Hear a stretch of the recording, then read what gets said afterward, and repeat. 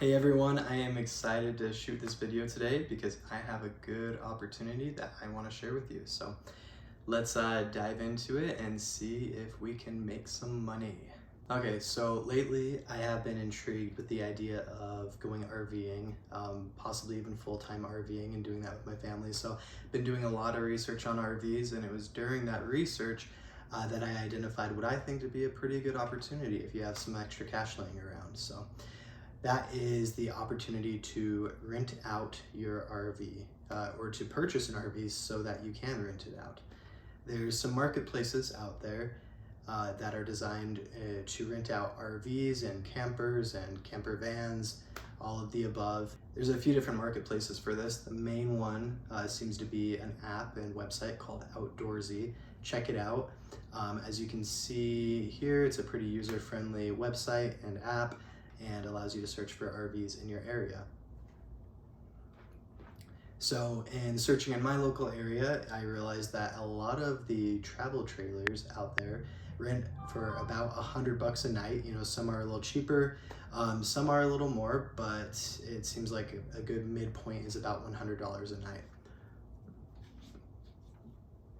I had also been doing some research on Airbnb opportunities recently, and in my specific area, a lot of the homes, which are selling for about $400,000, are only renting out on Airbnb for $100-$150 a night, kind of in that range. And granted, that's partially because with Airbnb, the value of the home doesn't directly correlate to the value of the rental opportunity so as much as, say, renting on the open market for like a year lease would. And part of that is because the specific area you are in translates a lot more into whether that's getting a lot of Airbnb traffic. So the area that I'm in, there's probably a lot less people visiting from out of state than if I was 30-45 minutes in a different direction from me. Even though I'm still in a very populated area, a suburb area, it's just not as much of an Airbnb rental opportunity area. But anyway, I digress.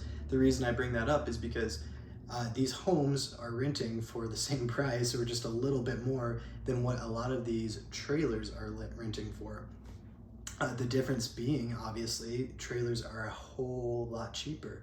You can spend $400,000 on one of these homes, or, as I found out in my research of used RVs, used travel trailers, you can find used trailers for 20 grand or less, oftentimes a lot cheaper than that. And so if you think about it just from purely a return on capital standpoint, if you spend $20,000 and are able to rent that trailer out for $100 a night, I know you're not going to have every night rented out. We'll run through some scenarios, but that's a whole lot better than spending $400,000 and only getting $100 to $150 a night. That doesn't take all of the financial information into equation. Obviously, you're not going to put down, or most people aren't going to put down a full $400,000 if they're buying the home, but still, you're talking about the total cost of the asset and the income that you can generate from it. It's pretty impressive that you can get $100 or so a night for a lot of these travel trailers, considering the cost of the asset. So once I discovered this, I started running some numbers, and I realized that there's actually a lot of travel trailers I could get for even cheaper, in the $10,000 to $15,000 range. Many of them that have been renovated and look pretty good and trendy and would probably get rented out a decent bit. And then through doing some more research, I found out that if you can do a lot of that work yourself to renovate it, you can get one for under 10 grand, sometimes around the $5,000 range. So there's definitely an opportunity. I mean, if you can be all in on a travel trailer for $10,000 after either you buy one that's, you know, not super fancy but a little bit renovated, or you buy one that needs some work and you do the work and you're all in at $10,000, well, then I think you can make a pretty decent return. At least you should be able to pay off that trailer within a year, and then it's like you got one for free, for no cost, just some work. So let's just run some numbers. Let's say you can rent out your trailer for $100 a night. I did some research, and Outdoorsy charges a 20% fee on all the bookings that go through their site. So you would essentially get to keep $80 out of that $100 if you're making exactly $100. Keep in mind, there's ways to make more money. You can add add-ons to the transaction where you rent out canoes, kayaks, you rent out generators, things like that, give them some extra things. And so we could probably raise the price point, but going off of that $100, you're making $80 a night. How much you get rented out very much depends on your area and what the demand is like. In my area, it seems like there's a pretty strong demand, and I would think that you could probably get at least 10 nights a week. And bear with me, I think that's possible because, for one, that's only a few bookings a month. Most of the time, people are booking for a couple to a few nights at a time, and you can even set a minimum that they have to be booking for at least 2 nights or 3 nights. So through a few bookings, you could do 10 nights a month at $80 profit from the $100 cost of renting it. That's $800 a month. So in a year, you do that for a full year, you're at $9,600. That's pretty much pays off for that $10,000 investment within that year.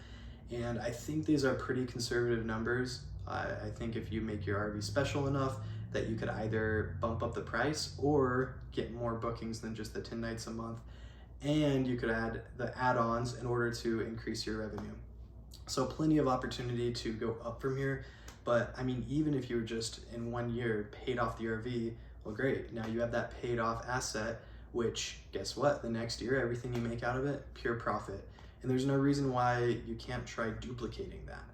Maybe you get a different travel trailer, and in order to not cannibalize on the sales from your first one, you can make it a completely different style, catered to a different type of RV renter. And before long, you can have a little portfolio of RVs that you rent out, which could be pretty sweet. For a lot less money than real estate investing, you could soon have $40,000, $50,000 worth of travel trailers that are making you a few $1,000s or more a month.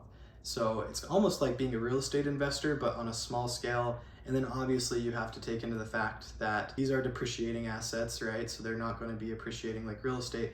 However, a lot of the money you're going to make can be made on the buy if you're really smart and frugal and you're a good bargain hunter. So the cheaper you can get that RV for, the better.